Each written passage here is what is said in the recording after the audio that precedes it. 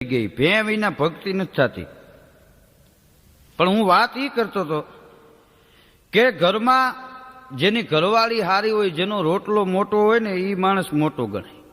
હા, આમ તો આપણે સવારમાં ચૂલા હળગતા તો પેલી રોટલી ગાય માટે બનતી, અને બીજી રોટલી છે એ રામ રોટી માટે બનતી, ત્રીજી રોટલી કૂતરા માટે બનતી, અને પછી આ માણસ માટે બનતું. પણ અત્યારે તો આ સમયની કિંમત થઈ ગઈ છે. માણસો મોડા ઉઠે, ટાઈમની મારામારી હોય, નોકરીએ જવાનું મોડું થતું હોય, એટલે પેલી રોટલી જે ગાયની ઉતરે ને એ પુરુષો ખાઈ ગયા.